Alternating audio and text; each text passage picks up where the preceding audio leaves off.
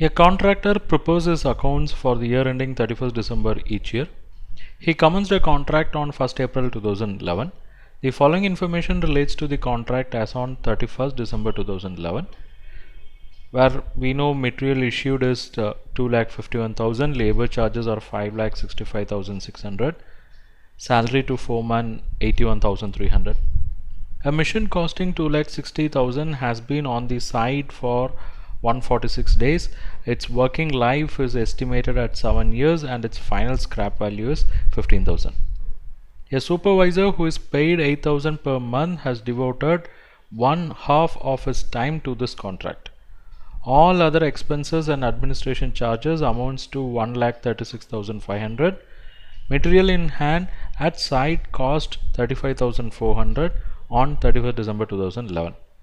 The contract price is 20 lakhs. On 31st December 2011, 2/3 of the contract was completed. The architect issued certificates covering 50% of the contract price and the contractor has been paid 7,50,000 on account. Prepare contract account and show how much profit or loss should be included in the financial accounts to 31st December 2011. Okay, so we have various set of information. So basically we have to prepare contract account and find out what should be the profit or loss that should go to profit and loss account or financial statements. Okay, to start with, we have the information that they commenced the contract on 1st April 2011. It means the contract was not from 1st Jan 2011, it's rather only from 1st April and the period is ending on 31st December.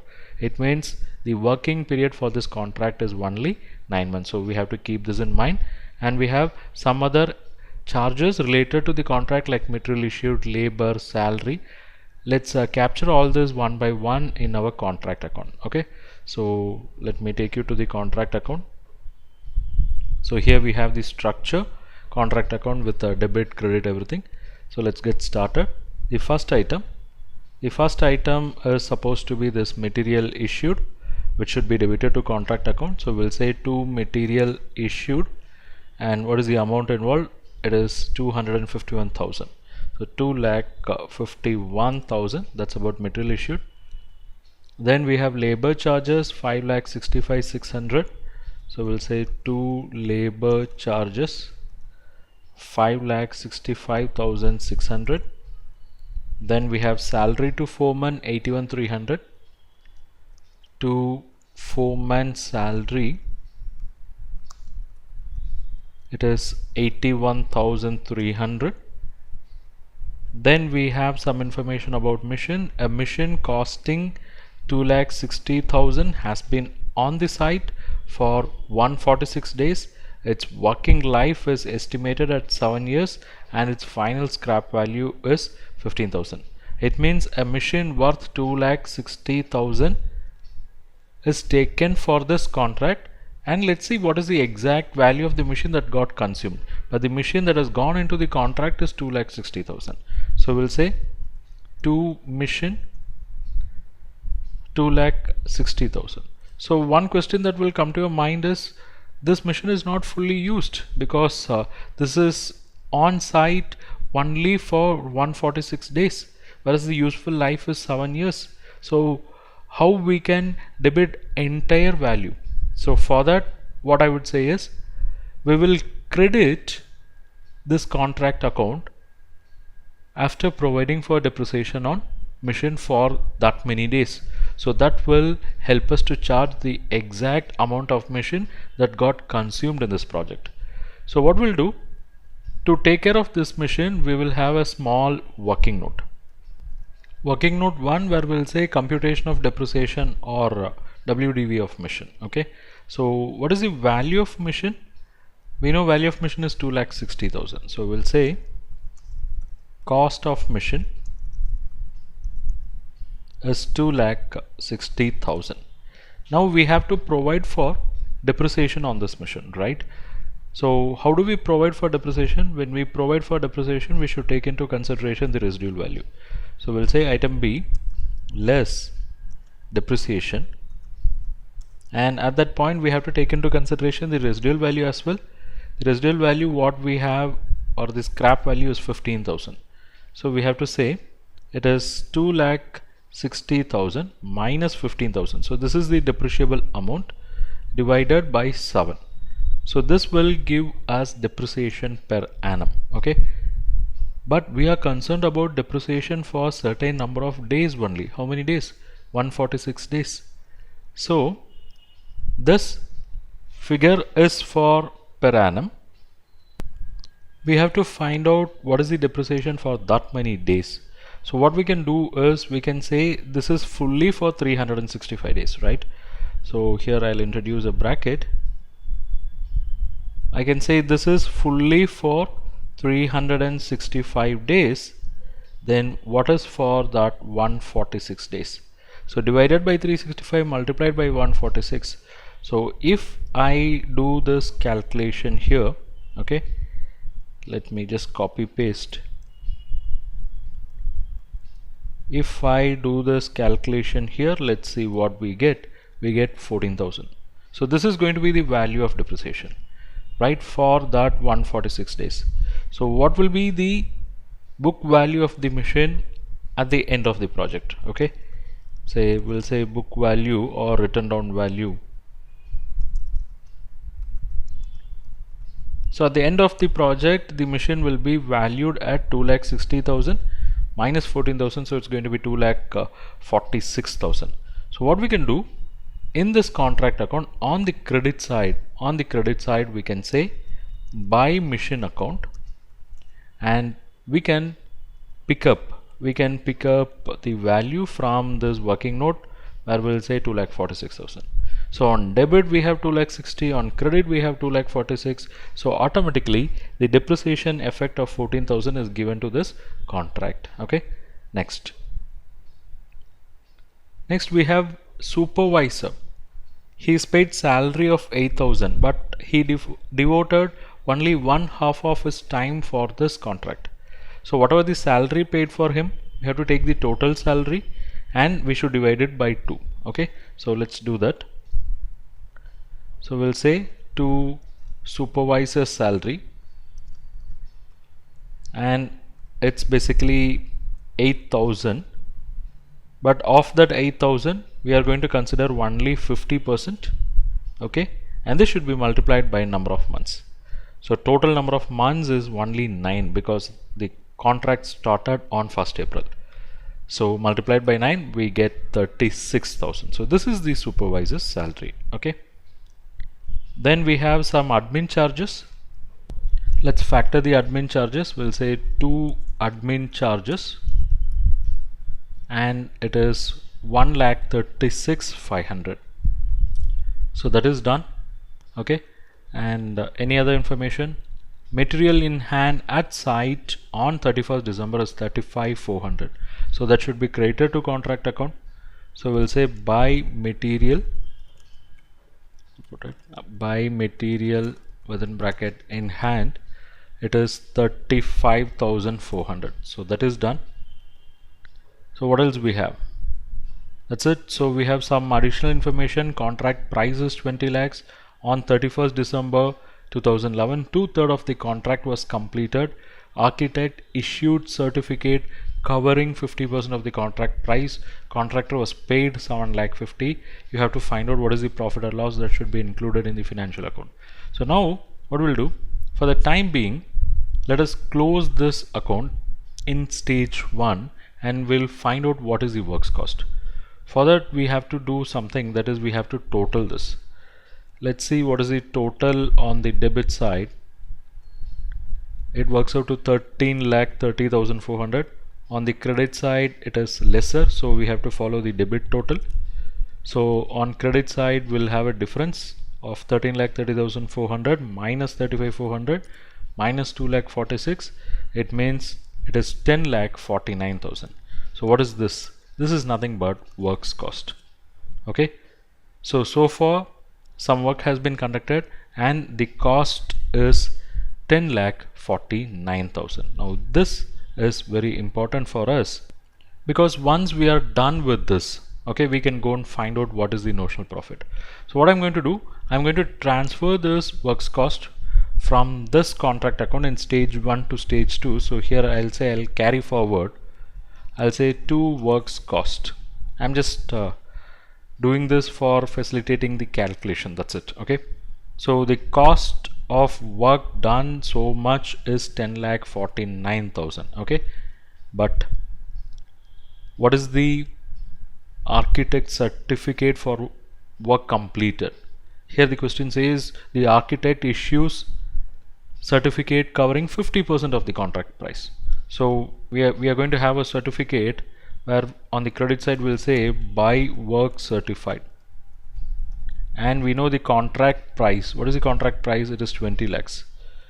20 lakhs multiplied by 50%. So work certified is 10 lakhs. It means there can be some uncertified portion also, but how do we find out that? See, somewhere the question makes a mention that 2/3 of the contract was completed, right? It means whatever we have spent so far, this 10,49,000, it represents 2/3 of the contract. So let's try to visualize what will be the total contract cost. If this represents 2/3, what will be the total contract cost? Okay, so let's have a working note for that. So we'll have this working note 2 where we'll compute what is the total contract cost and work uncertified. Okay, because we know what is work certified, so our focus should be on work uncertified because those two information is very critical.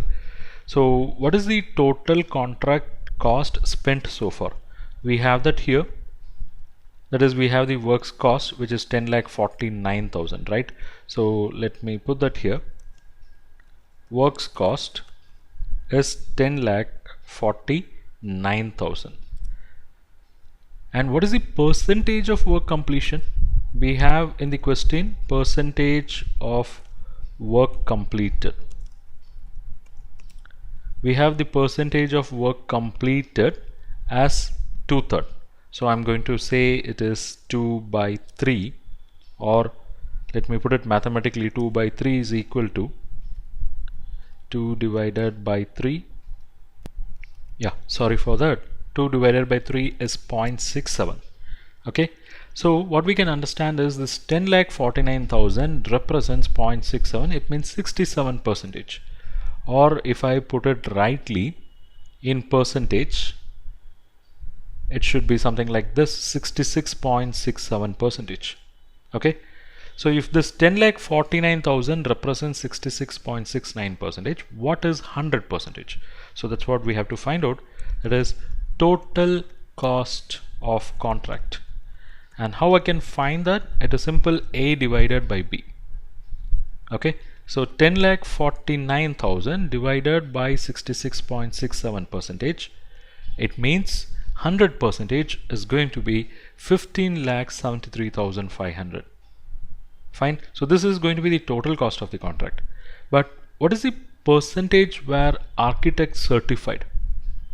Architect certified only 50% of the contract price. Okay, it means 20 lakh is the contract price, he certified 50%, 10 lakhs. But what is the cost of contract certified? So that's, we'll have it here, cost of contract certified, or I'll say cost of work certified. And that's simple, it is 15,73,500 multiplied by 50%. It means when he certified for 10 lakhs, its cost is 7,86,750. But we know 2/3 of the work has been completed, which is 10,49,000. Out of 10,49,000, architect has certified only 7,86,750 only. Okay, it means there is uncertified work. And how can I find out? Uncertified work is nothing but item number A minus D, and it is 10,49,000 minus 7,86,750, which is 2,62,250. Now this information is very critical for us because this should also be credited in contract account. So let's go to contract account. Already we have credited the contract account by work certified. So let us also credit by work uncertified, which we can pick up from working note 2. Let's do that. It is 2,62,250. Okay, so now if you look at it, on the credit you have 2 items, whereas on the debit you have 1 item and you have a notional profit. So how do you find out the notional profit? Let's do the totaling now. So on the credit side, total is so much, 12,62,250. So let's follow the same total on the debit side also. It means here we have a difference, and this difference is nothing but notional profit. So we'll say to notional profit, but this entire notional profit cannot be taken to profit and loss account. That's where we have problem. So if you want to find out what should be the notional profit that should be taken to profit and loss account, what we'll do, we'll continue this contract account as stage 3. Okay, it means I'm going to bring that notional profit over here. By notional profit, amount is 2,13,250. Of this, I cannot carry everything because in the introductory sessions we have understood that the notional profit that can be taken to profit and loss account, that is when your contract is incomplete, the profit that can be taken to profit and loss account is linked with your project completion, it is linked with your cash received, it is linked with your work certified. Okay, so if you go through the question says 2/3 of the project has been completed. Okay, so 2/3 means it is greater than 50%, so it is in the band of 50 to 90. When it is between 50 to 90, then you have a specific formula where you will be taking 2/3 of the notional profit adjusted for proportion of cash received to work certified. Okay, so that's more important. So we need a working note. So it is working note 3, computation of notional profit to be transferred to profit and loss account. Okay, so if you could recollect the formula, we had a formula saying 2/3 of notional profit. 2/3 of notional profit can be taken to profit and loss account provided it is taken in proportion of cash received to work certified. So this is the formula. So we need all this information. If we have all this information, we can find out what is the notional profit that can be taken to profit and loss account. Okay, so let's capture one by one.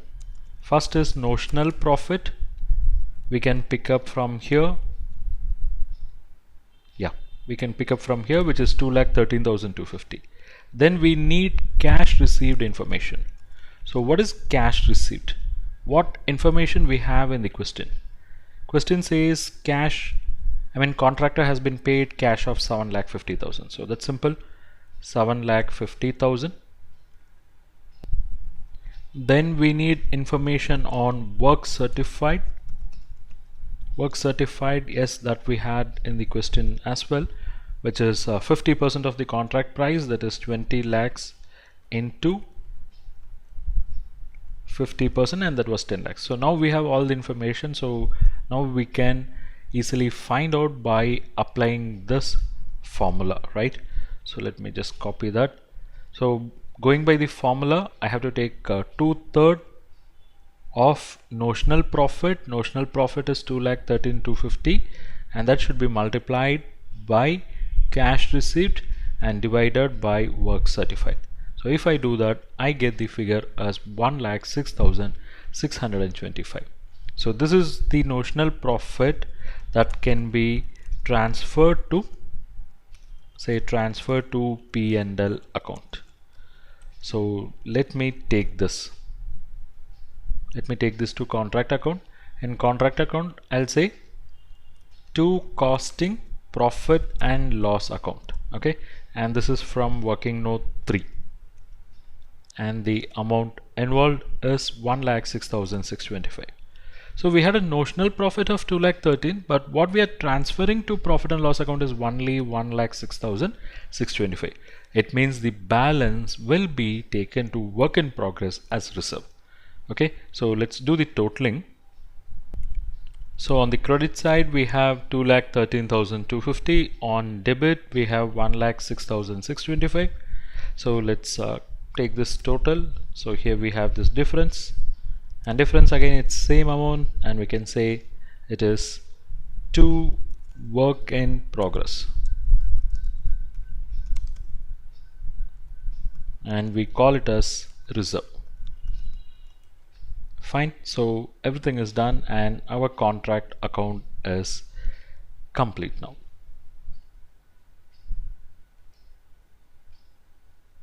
Thanks for watching this video, and I hope you liked this lecture. If you wish to learn more on the areas related to this topic, check our comprehensive course. I have shared the details and link in the description below. Click, sign up and enroll. I'll see you inside the course.